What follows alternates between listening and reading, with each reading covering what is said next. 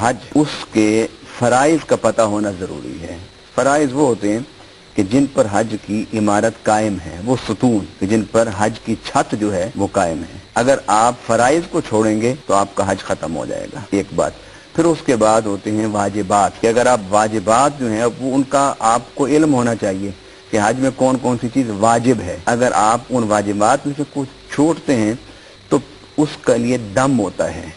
یعنی قربانی کرنی پڑتی ہے، خون بہانا پڑتا ہے۔ اس کے بعد سنن ہیں حج کی سنن، اگر آپ ان کا اہتمام کر سکتے ہیں تو کریں، اور اگر آپ نہیں کرتے تو نہ تو آپ کا حج باطل ہوگا نہ آپ پر دم ہوگا۔ اس کے ساتھ جو سب سے زیادہ اہم چیز ہے وہ یہ کہ حج کے دنوں میں کن کن چیزوں سے آپ نے بچنا ہے۔ میں سمجھتا ہوں کہ جو پاکستان سے حاجی ہمارے بھائی جنہیں اللہ نے یہ اعزاز اور شرف بخشا ہے اور وہ لوگ جا رہے ہیں حج کرنے کے لیے، جو حج میں کرنا ضروری ہے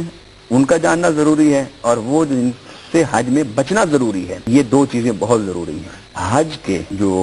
سبب ہے وہ بیت اللہ کا وجود، اگر بیت اللہ نہ ہوتا تو حج کبھی نہ۔ علماء فرماتے ہیں بیت اللہ کا وجود یہ حج کا فرض ہونے کا سبب ہے۔ دوسری بات جو آپ نے پوچھی کہ جو ضروری ہے جس کے چھوٹنے سے آپ کا حج ختم ہو جائے گا، وہ دو چیزیں، ایک ہے وقوف عرفہ اور دوسرا ہے طواف زیارہ۔ اور ان دو چیزوں میں بھی جو رکن اعظم جس کو قرار دیا گیا ہے وہ ہے وقوف عرفہ۔ وقوف عرفہ کیا کہ آپ نے عرفات میں وقوف کرنا ہے، عرفات میں آپ نے ٹھہرنا ہے، وہاں جا کر آپ نے قیام کرنا ہے، اور اس میں فرض جو ہے وہ تو یہی ہے کہ آپ ایک لمحے بھی اگر وہاں ٹھہر گئے تو حج کا رکن اعظم آپ نے پورا کر دیا۔ لیکن واجب میں یہ آتا ہے کہ آپ وہاں پر قیام کریں عرفات کے میدان میں مغرب تک، جب سورج غروب ہو جائے تو پھر وہاں سے آپ نکلیں گے، مغرب کی نماز نہیں پڑھیں گے، مغرب کی نماز آپ نے آ کر مزدلفہ میں ادا کرنی ہے، وہاں آپ پہلے پڑھیں گے مغرب کی نماز اور مغرب کے فوراً بعد آپ نماز عشاء پڑھیں گے، یعنی مزدلفہ میں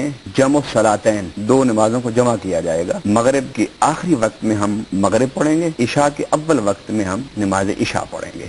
یعنی یہ دو جو رکن ہیں حج کے، ایک وقوف عرفہ اور دوسرا طواف زیارہ،